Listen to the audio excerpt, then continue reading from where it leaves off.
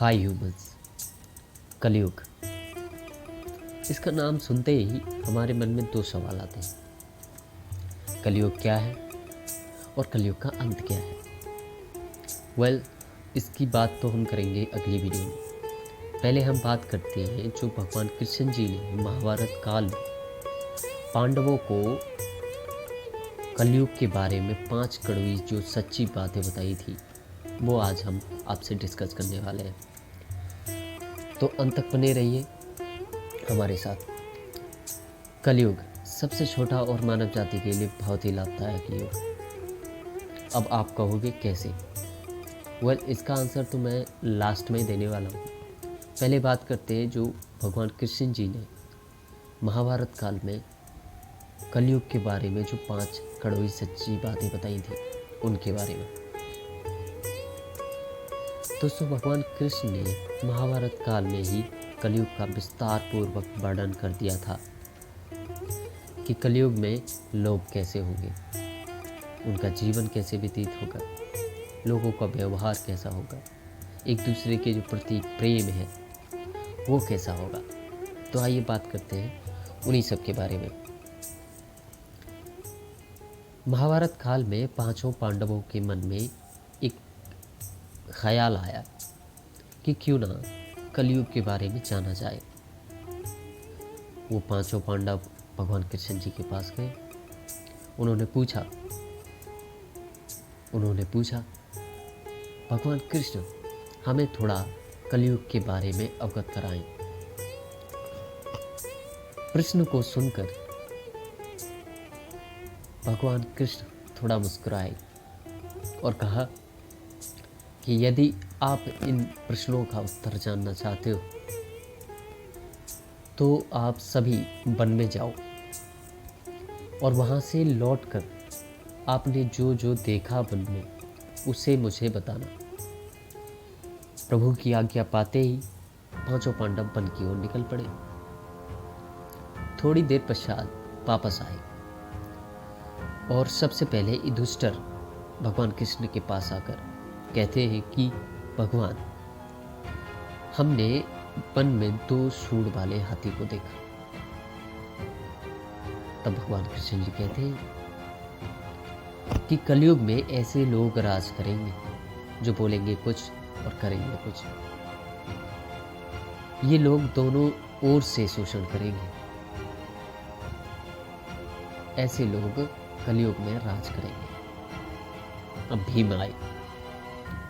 भीम ने बताया कि भगवान, मैंने देखा कि एक गाय अपने बच्चे को इतना चाट रही थी कि उस बच्चे का खून निकलने लगा। श्री कृष्ण ने बताया कि कलयुग का मनुष्य अपने बच्चों से इतना मोह रखेगा, इतनी ममता रखेगा कि उसके कारण बच्चों का जो विकास है वो रुक जाएगा।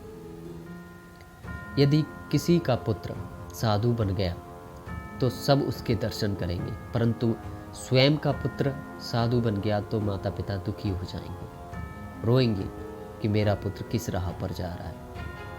कलयुग में लोग बच्चों को मोह माया और परिवार में ही बांध कर रखेंगे। इस तरह उनका जीवन वही नष्ट हो जाएगा। फिर कृष्ण जी ने कहा कि तुम्हारे पुत्र तुम्हारे नहीं बल्कि तुम्हारी पत्नियों की अमानत है, और पुत्रियां तुम्हारी अमानत है। ये शरीर मृत्यु की अमानत है और आत्मा परमात्मा की अमानत है। अब दोनों भाइयों की बात सुनते ही अर्जुन भी आए। अर्जुन ने बताया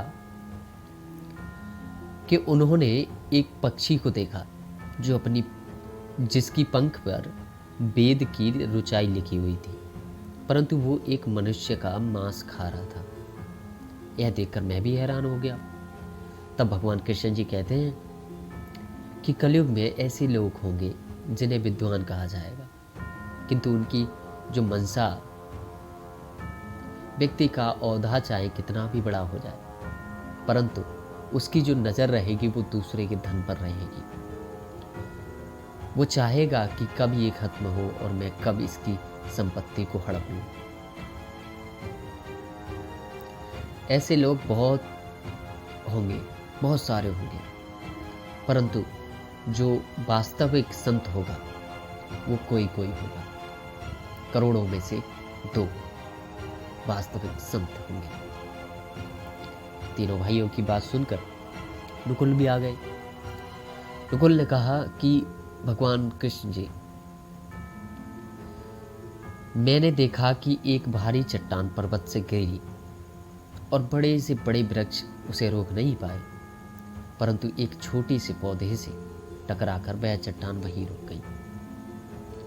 तब इसका अर्थ बताते हुए कृष्ण जी कहते हैं, कलयुग में मनुष्य की वृत्ति क्षीण होगी, इसका जीवन पतन होगा और इस पतन को धन या सत्ता के वृक्ष से रोकने में सक्षम नहीं होंगे, किंतु हरि नाम रूपी एक छोटे से पौधे से मनुष्य का जीवन पतित होने से रुक जाएगा।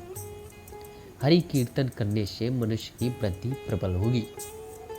ऐसा कृष्ण जी ने नकुल को समझाया।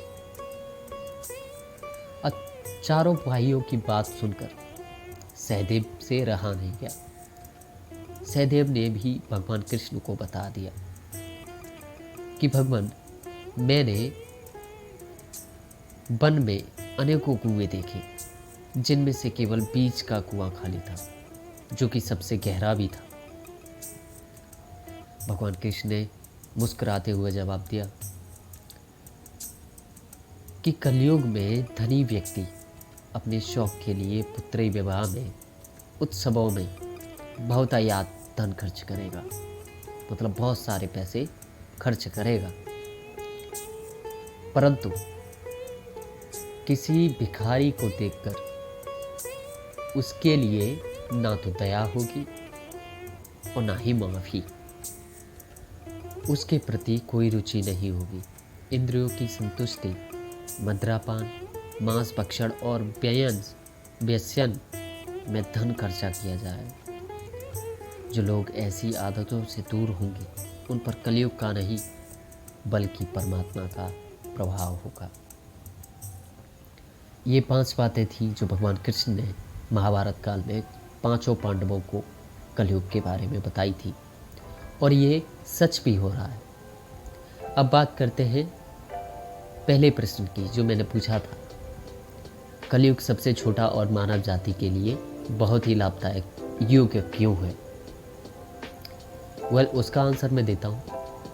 देखिए, कलयुग भले ही सबसे छोटा युग माना गया है, परंतु इसमें अगर कोई व्यक्ति अगर दिन में 2 घंटे भी हरि नाम का जाप करता है तो उसके सारे कष्ट, सारे दुख भगवान हर लेते हैं।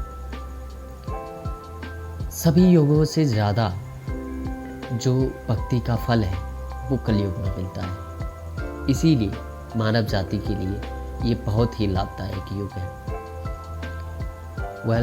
आज के लिए सिर्फ इतना ही। मिलते हैं बहुत जल्द। धन्यवाद।